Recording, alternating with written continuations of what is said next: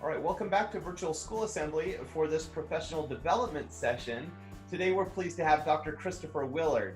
Dr. Willard is a psychologist, a speaker, educational consultant, and teacher at the Harvard Medical School. He's been practicing meditation for 20 years and has led hundreds of workshops all around the world. He's presented at a TEDx conference, and his thoughts have appeared in the New York Times, the Washington Post, mindful.org, and a bunch of other places. He's the author of 11 books and counting for parents and professionals and children, along with 6 sets of cards and therapeutic games available in more than 10 languages. And if he wasn't busy enough with all the professional things, he also enjoys traveling, hiking, cooking, reading, writing, and being a father. Dr. Willard, you are a busy man. We are grateful to have you for a few minutes today. And I'm so thrilled to be here. This is so fun. This is such a great idea also. So a lot of the work that I do is focused on stress, mental health, and the solution that I often offer, and there are many solutions to these things, but is mindfulness, which can sound like one of those really complicated ideas that teachers and educators can feel like, I can't do this, I don't know how to do this. And what I want to do is really try to make it more simple and accessible for everybody. But what I want to start with is just by talking about just how unbelievably stressed out our kids are these days. So we know, for example, that teenagers are actually the most stressed out group in the country. And what we see is that's actually rising among younger and younger kids as well. We have record rates of mental health issues, mental illness. About a third of kids now have an anxiety disorder, right? So if you think about the kids in your class, right, looking from one side to the other, right, one of those 3 kids is going to struggle with anxiety or another mental health issue. And a lot of this comes out of the stress that they're under, whether it's stress that their parents might be putting on, that we're unintentionally putting on as educators, or that they're just feeling from the world being a really scary place these days, right? Especially more and more. So it's no wonder they're under stress. And what happens when we're under stress is that we go into these different ways of responding. We have the fight or flight system, which you can, if you go like this a little bit, you can kind of feel that in your body, like you're going to flee or fight off some kind of stress. We've got this other freeze or forget it faint response like this, kind of giving up, playing dead, becoming camouflaged. And you might even see this in some of your kids. They're fighting, they're fleeing and running away from things. The more they avoid, of course, the more anxious they end up getting, right? They start to just kind of freeze and say, forget it and give up. Those are kids where it starts to turn into depression, right? Isolation, things like this that we also worry about. And what else happens in their brains and in their bodies is their ability to think clearly, work and manage their emotions really also starts to shut down. So that this front part of the brain, the prefrontal cortex, that's where they focus and pay attention. Well, that actually starts to shut off. Their ability to manage their impulses starts to shut off. Think things through starts to shut off. Focus. Over here in their insular cortex on the sides, and there won't be a quiz on this, but that's where they tend to have their social reasoning, right? Take other folks' perspective, have empathy. Another thing we worry about a lot with some of our kids these days. Those shut down when we're stressed out because the blood is actually flowing out of those parts of the brain and it's flowing into the limbic system and the amygdala, which is really kind of the brain's alarm system. And what I say to kids is, how well can you work if there's an alarm going off, right? Not very well. And same with us adults for that matter, I'd like to say, right? So what we need to do is we need to find a way to turn the volume down a little bit on that alarm system. To go from this or this to something a bit more in the middle, kind of like this. And this to me is mindfulness. We could call this the attend and befriend response. We could really just call this mindfulness and self-awareness and awareness, self-compassion, self-care, things like that. And what happens is the blood then starts to flow out of that alarm system. It flows back into those parts of the brain we want them to have for learning in classroom, for making friends, for taking other people's perspective, for managing their impulses and not giving into bad decisions and things like that. And then what else happens? Their brains actually rewire. So they stop going into fight and turning into aggressive kids. They stop going into avoid and flee and turning into anxious kids. They stop going into giving up and becoming depressed kids. And they start actually showing up for life in a really different way. which is really what we want, learning how to learn from difficult experiences, right? Rather than just try to avoid them in whatever way. And so to me, this is all happening in the brain and the body. And I want to talk about some of the things that we can do to actually have some of that transformation start to happen. Now, one of the things that you might notice when you feel stressed out, especially if you're like this, is that your breath gets all out of whack. So actually, I know you probably hear breathing is good for you and that kind of thing. Well, breathing really is good for you. I heard someone say your breath is like a remote control.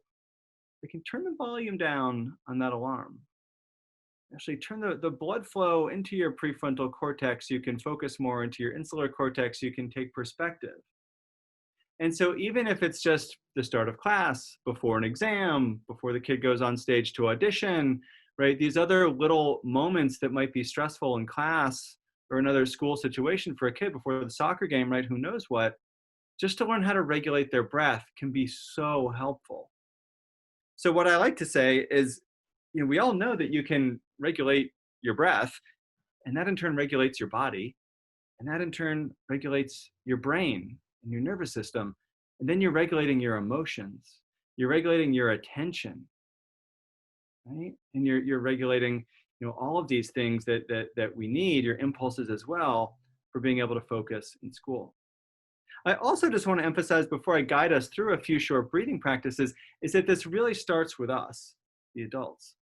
So it really actually is contagious. People always say, oh, Dr. Willard, how do we create more mindful kids? Well, I know how to create stressed out kids. It's easy. You surround them with stressed out adults, their parents, their teachers, their friends, right? Easy. Well, if that's the case, then the best way to create more mindful, centered, calm, focused, compassionate kids is to surround them with more calm, centered, mindful, focused, compassionate adults in their lives. So it also really does start with you managing your stress, whether that's mindfulness or exercise or eating right or whatever, again, it might be for you. But again, starting with you, right, maybe we'll do a few breaths together. And so I encourage you to do these along with your kids, right? There's the meme online that says never in the history of calming down has anyone calmed down by being told to calm down. Well, we've all tried that. It doesn't work. We calm ourselves down, right? The kids then feel calm. They feel connected with us as educators. They feel trusting of us, open themselves up to learn or do whatever work that they need to do in schools. So with that, I want to switch to a couple just fun breathing things that we can do. And there's a lot more to mindfulness than this. I just want to say that. This is just a little preview. But what we want to get our breath to is between about 4 and 6 breaths in a minute for us adults. That's what really shuts off the alarm and sends the blood flowing into those other parts of the brain where we focus and take perspective and all those other good things. So we can count is one thing we can do. I like to do the 7-11 breath, which is used by a lot of folks like professional athletes, firefighters, ambulance drivers, people in really high stress positions. I just want to add, which can be a little buy-in for some of those skeptical kids. And we just breathe in, counting to 7, breathe back out, counting to 11. Breathing in 2, 3, 4, 5, 6, 7, and back out 2, 3, 4, 5, 6, 7, 8, 9, 10, 11. And in, just counting to yourself up to 7. And back out, counting to 11.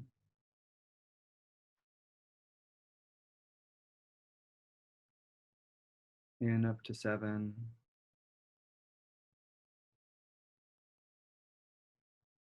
And back out to 11.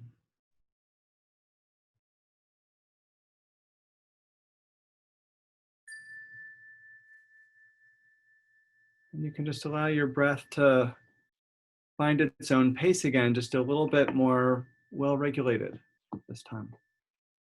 So that's a simple one maybe for older kids. Younger kids, I sometimes suggest the hot chocolate breath. You can imagine you've got a bowl of hot chocolate or something like that, just breathing in, smelling, blowing out, cooling off.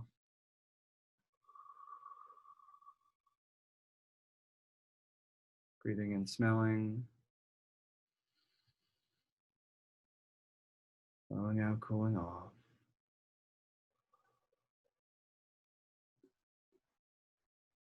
And just set your hot chocolate back down. So a few just real simple things like this that teach kids how to regulate their breath, teach us adults how to regulate our breath. Actually, it helps us all do what we call co-regulation, which is having all of our physiology kind of attuned to each other as educators and students, which really opens everybody up for that much more effective learning, focusing, and just getting into the moment to be able to do what we all got to do during the course of a stressful school day, as this also kind of quiets down that stress response from fight or flight and freeze and forget it into a little bit more of that attend and befriend kind of place. So this is just a couple easy, fun breathing practices for you, and I really hope this has been helpful. Feel free to stay in touch if you've got any more questions. Yeah. Well, I definitely have a couple questions I want to ask before you leave, just because I'm trying to picture how I'm going to use this in my classroom. Absolutely. And incorporate it more into my daily routine as a teacher. Now, obviously, as a teacher, we have certain times during the day that this makes a lot of sense just to practice breathing before the class day starts, maybe during our lunch break or a prep period. I'm a little concerned with students because when I have my students close their eyes and slow down their breath, I don't want them to fall asleep. Right. I don't want to lose them in an engaging part of class. When would you recommend teachers do this? Like, what part of the school day would be the best time to go through breathing exercises with students? Absolutely. I love that question. I also love what you brought up about closing their eyes. I don't always necessarily recommend that. I usually make that an option for students because some kids might not feel that comfortable closing their eyes either. Like if they're not sure who their classmates are or something like that, or they got some kind of trauma history or something like that. So they can just rest their eyes maybe. And that'll also help keep them awake a little bit, which I think is important. So I think knowing your students and knowing the times of day that might be helpful. Also, a lot of these are really useful exercises to do. Kids can be standing up, right? You can do a little bit of movement in some different ways. I'm working on something with a friend about, actually a few friends about ninja training that's kind of teaching mindfulness to more of the kind of like tween boys who might be skeptical. And it's, just try to breathe without making a sound. And it takes a lot of focus to be able to do that. Or maybe as the kids are coming in, right, as teachers might already say, like, let's have a contest to see who can be the quietest, but like, let's do some ninja walking maybe, right? And just trying to, again, silently walk as quietly as possible, right? So making it a bit of a game, especially with the younger kids, can, I think, really be helpful. And then finding what are the moments in the day when they're falling asleep, which I learned recently, like 2:55 is the least productive hour of the day for adults. And it's probably something like, 1 or 2 o'clock for kids after lunch. Right. They are going to be more likely to fall asleep. So movement, stretching, something like that can be really helpful at that kind of time in the day. Maybe a butterfly breath, flapping their wings, or alligator, right? Snapping their jaws. Again, this is for younger kids, right? But earlier in the day, if they're feeling anxious at the start of the school day, something like the hot chocolate breath or the counting can help them settle down. Or right before they get up for a class presentation, or right as you're handing the exams around the room, right? Reminding kids just to slow their breath down a little bit to be able to focus. If you can just sense that the kids are really on edge that particular day or that particular moment in the classroom. Yeah. Now, one of the things that I've incorporated into my classroom, I call them brain boosts, but it's physical things that we do to activate our prefrontal cortex so the students focus better and have better retention with what they're learning. So we'll do games in the classroom or maybe jumping jacks or something like that. If we did mindfulness in concert with that, would that be self-defeating, having something active and then calming down, or vice versa? What are your thoughts on something like that? So here's what I would say that actually does, is that actually teaches kids how to really transition between different physiological states. Mm-hmm. And when I go around and I do trainings, I sometimes even jokingly will say, raise your hand if you've got some kids who struggle with transitions, right? It's like, everyone. Oh my gosh, yes, right? Right. Because, and a lot of the reason kids struggle with transitions is because it's something that actually takes practice. You're kind of born with it and not, but a lot of it's just practice. Right. So practicing going from being a little bit silly, jumping around, jumping jacks, to being really still, that's actually great for kids because it teaches them how to go from different ways of being that are going to be useful in different contexts. It helps them then transition from recess back into the classroom by just even doing these little, like, let's do some shaking around, and then let's try to be really still. That's actually really great for kids. So I think experiment a little bit with how that goes. I love that question. I think it also is such a great opportunity to teach kids to practice transitioning their different physiological states. Yeah. Yeah, we absolutely practice transition in our classroom, and it's been amazing when we started incorporating more movement in the classroom. Yeah. The thing that I posed to the students was, okay, we'll play this game right after math, which was one of our hardest times of the day where students were stressed out, and so I wanted to get them up and moving. And I said, okay, we will do this as long as we can transition back into our seats and be ready for the next thing. Well, of course they would, because they want to play games every day. And so Right, they got right. really good at, like, within 5 seconds being back in their seats, ready to learn, Yeah. Yeah. because they were coached on it and they knew the consequences for that. And so that totally would work here as well. In doing the breathing exercises in particular, if you were doing the 7-Eleven or the hot chocolate, how long would you do that? Would you do it like 3 times like we just did together, or would you do it longer, shorter? Does it matter for different ages? Yeah, I would say your mileage may vary, and it depends on your kids and the time of day and how focused they are. I always feel like it's really important to start small. Like, let's do 3 7-Eleven breaths, and then let's, roll right into, the test, or let's do a few hot chocolate breaths, and then let's start the lesson or something like that. And then gradually start to build up from there. And then also, you want it to be fun. You want kids to feel like they've got it. If you start off with 20 and they're in second grade, then they're going to lose their focus. They're going to be like, that didn't work. That wasn't fun. I don't get it. I got bored or whatever. They got silly, which also certainly happens. Right. So I think, just kind of starting small, and with teenagers also starting small. And you might not want to do like hot chocolate breaths with teenagers, but like, let's just pause and notice 5 different sounds that you can hear till you're feeling a little bit more focused. Right? Starting far away, outside, coming into the classroom, just notice the sound of your own breath, and now just focusing on the teacher, focusing on the exam. Sensory practices like that for older kids can be really helpful and helps them feel like they really are gathering their attention almost like a camera and focusing in on what's right there in front of them. Yeah, and then you can make that a 5-minute thing, or you can make it a 30-second thing, kind of depending on the kid's attention. And also, as educators, of course, we've also got material to get through, and that can feel like a lot of pressure. And it's like, oh, I'm supposed to do mindfulness, but how do I find the time? And, that's always a balance. Yeah. So one of the awesome opportunities from this last year is, as COVID hit and we started doing learning from home, many teachers had more connection with parents and with families than they'd had previously. And for me in particular, I think that there were often those parents that wouldn't come up to parent-teacher conferences, the ones that you most wanted to talk to, but it was difficult to get a hold of Right. them. COVID gave an opportunity to get into those homes virtually and have more interactions with parents and students. So I'm looking at the new normal moving forward, where we might have more of a blended model, or different periods of time where we have that connection with parents. And again, I'm thinking of these parents where the students that most need mindfulness, that most need to calm down and to recenter. What would be your advice on connecting with those parents and getting them on board so that they're doing these kinds of things in their home? Yeah. So that it's not just part of what is happening in the classroom, but we can share Right. that with families. Do you have any ideas in how to better connect with parents and get them on board? Absolutely. And I think this presents such a good, I think, COVID has been so challenging on so many levels, but there's also been a lot of real opportunities here, as I think you're talking about, which I love, that you're like, what are the good things about this?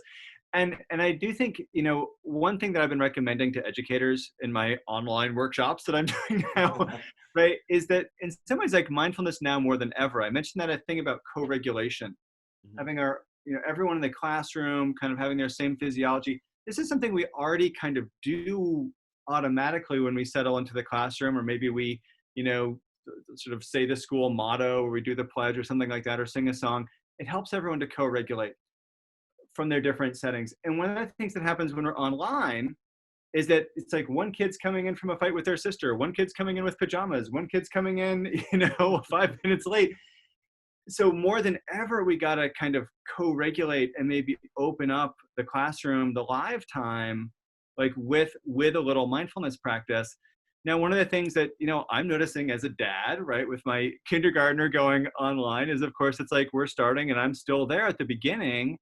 And I'm thinking with the teacher, I'm like, what a great opportunity to be really reaching the parents at that moment when the kids are logging on, especially the young ones who don't need the parents to kind of help them, who do need the parents to help them, right, to get logged into Zoom or whatever it is that they're doing. So that's a moment also. It's like, if parents want to stick around, we're going to do a couple ninja breaths. If parents want to stick around, we're going to do a few hot chocolate breaths, or we're just going to all notice sounds quietly together in a moment of silence. And then the parents might enjoy that moment and learn something. And then it's also encouraging parents too. One of the mistakes I think is, and I make this mistake myself as a parent, is my son's upset and I'm like, go do some breathing. And it's like, yeah, that's not going to work in that moment. But it's finding the moments that's like, let's do a few breaths before breakfast. Let's do some gratitude before bedtime. Let's do some, breaths while we're in the car at a stoplight. Let's notice, what's different in the neighborhood on our walk today. Like we do things in a good moment so that we can have access to them in a harder moment. And it's a lot like training for sports, right? It's like, I'm in New England. It's like the Patriots aren't, practicing the day before the Super Bowl, if they get there, if there's a Super Bowl, right? But like they're practicing year round, right? So that when they get to that game where it really matters, they've got it, they've done it a million times already, or that free throw. Same with mindfulness. So that when the difficult moment starts to come up, right, here's something you can do. And that as we do this regularly throughout the day, it's just kind of getting kids more regulated. It's like before every class, 3 times a day. Okay. Like then the kids are like, they get a little up. Okay. Brings them back down again, keeps resetting and retraining their nervous system so they can be just better regulated sort of throughout the day as they go. So finding these little moments as an educator, as you said, and then also as parents, I think is so important to reinforce it, and for parents to then get it a little bit themselves, which would be amazing because we know how stressed out our parents can be too. Right. So one of the suggestions that a few other guests that have been on have talked about in dealing with anxiety and depression is setting up some routines that you can incorporate throughout. And it sounds like this should be part of your daily routine in school, finding different times where it best serves you with your classroom. Mm-hmm. And I think we can even do that, like you mentioned, that check-in time with your kindergartner. I had a kindergartner this year too, and I did the exact same thing you did. I got in at the beginning, got her set up with her teacher, and then I'd go help my other kids with their things.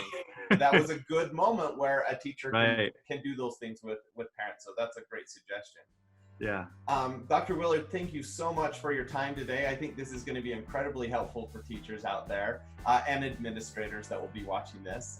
If teachers want to connect with you or look at your books, I know that some of your books are even geared specifically for children, that you have some children's books and things like that. Where should they be going to kind of do that? Yeah, absolutely. And I do a lot of trainings and stuff like that for schools as well around mindfulness and stress and resilience and COVID. You can go to Amazon to find my books. You can find my website, drchristopherwillard.com. You can also find me on Instagram and Facebook and stuff like that. I do like one little mindfulness or self-regulation prompt every day on those websites for families or for educators or for anybody. And so my handle on Instagram and Facebook is just at Dr. Chris Willard, Dr. Chris Willard. So easy to find me there. And my books, I've got books for 3-year-olds. I got an alphabet breathing book, and I've got books for teenagers. I've got an anxiety workbook for teenagers, a depression workbook for teenagers, and I've got books for grown-ups and educators, and I've got books for parents. So I've got a little bit of everything. So please check that stuff out. And if you've got any questions, feel free just to shoot me an email. And again, this is a blast. I love that you're doing this for communities all over the country. This is such a great service. So thank you for doing this. Thank you. It's been a real pleasure to have you on today.